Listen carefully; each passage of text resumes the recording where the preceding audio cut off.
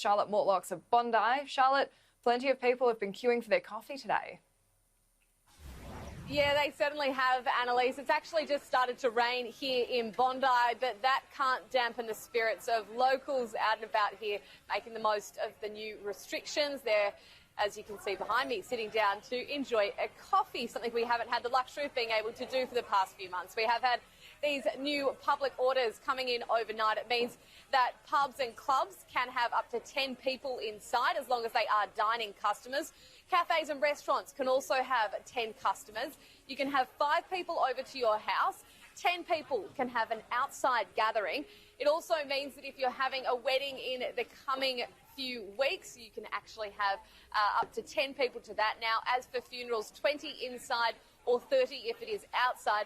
And we'll also see the easing back of restrictions across some of our outdoor equipment. So playgrounds, gym equipment and also outdoor swimming centres will be reopened. The Premier spoke about an hour or so ago now, and she spoke about how everyone needs to play their part to ensure that even though these restrictions are being eased, we still maintain social distancing. I know some may even already have started enjoying the new freedoms that come with easing restrictions today, but that also comes with personal responsibility, and I can't stress that enough. Easing restrictions have failed in so many places around the world. I don't want that to fail in New South Wales. I want all of us to take personal responsibility. The way we move forward now is up to us.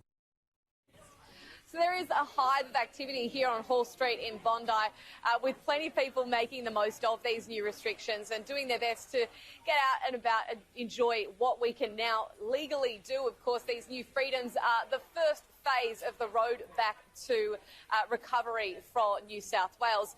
A few moments ago, I spoke to one of the cafe workers here who's had a difficult few months. Oh, it's been busy, eh? We got a little bit of a pump, and yeah, because we had to cut down on staff as well, so it's like just us two. Yeah, usually we have someone pouring, but we had maybe 150 coffees in just an hour and a half, 2 hours, and it was going crazy. How tough has the past few months been for you guys? Oh yeah, it's been pretty bad. We stayed open, but we had to adjust a lot of things.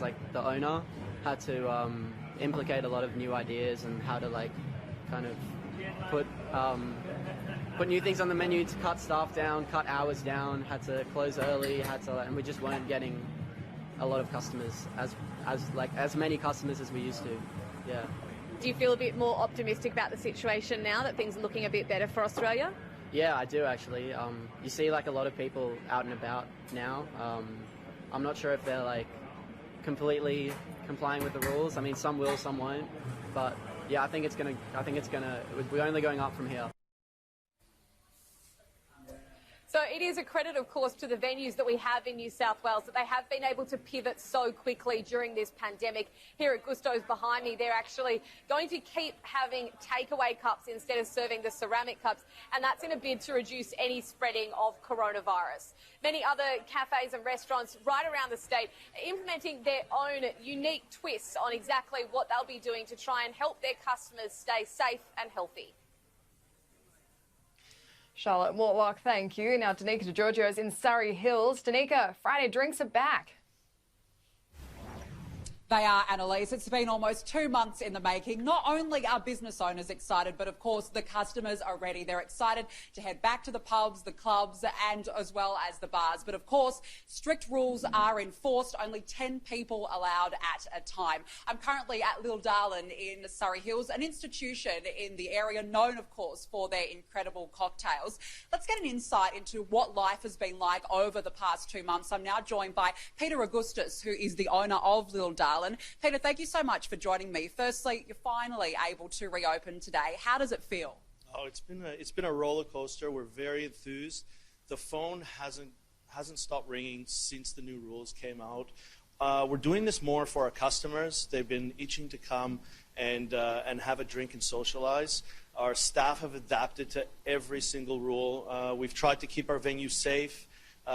We've had a takeaway offering for a month. We've done online cocktails, but now we finally get to do what we're best at. Absolutely. Can you give us an insight into just how difficult the last 2 months have been? You haven't been able to open to full capacity. What's it been like?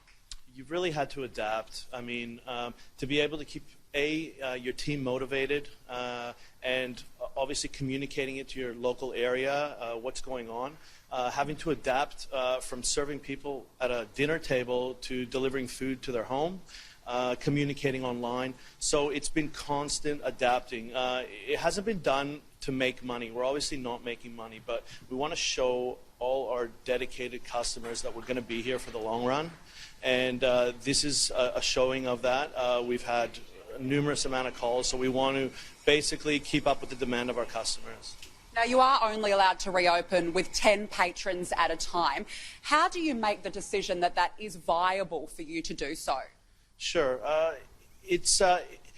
It's not viable if you actually do the numbers.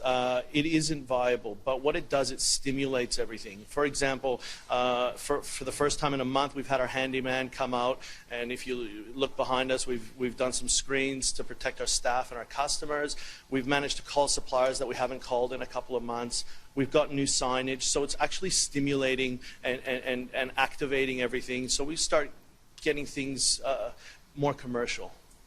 And just finally, you are opening today, but I've noticed a lot of hand sanitizer. You're preparing the tables to make sure that there's social distancing. You're opening, but it's a completely different world. Yeah, sure. I mean, we have a system here where we serve 10 people. We have the ability to space out 10 new people after the first seating, so they sit at a totally different section. So our team uses all our cleaning supplies, we clean off one section, so we're trying to maintain the strict rules that have been put in place. All right, well, you open in just under 2 hours' time, so we look forward to seeing those customers ready to have a drink, ready for those Friday drinks. Peter, thank you. So, Annalise, as you can see, very busy preparing here at Little Darlin. As Peter said, you know, for some it is viable, for others, pubs and bars across the state, it is simply not viable to reopen with only 10 people. But as you can imagine, I'm sure that there are some very excited people ready for their weekend. Well, Danica, I hope you're going to stick around and do some quality control on those cocktails coming out. Someone's got to do it. You know it. Oh, look, someone's got to do it. Obviously, it's got to be me today, Annalise.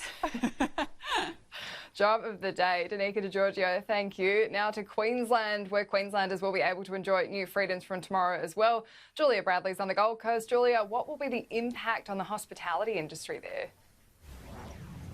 Well, Annalise, as you've just been hearing from Danica, it is somewhat of a double-edged sword for the hospitality industry. On one hand, we've got the cafes, bars, pubs and restaurants that are planning to reopen their doors from tomorrow. They are able to seat a maximum of 10 patrons here in Queensland, but the last couple of days, of course, have been extremely busy, making sure tables are spaced apart, making sure they have mechanisms in place to be able to control crowds tomorrow and make sure that they are adhering to that maximum of 10 people. But for those venues that aren't able to open up, well, they're going to be waiting for stage 2 or 3 of the government's eased restrictions.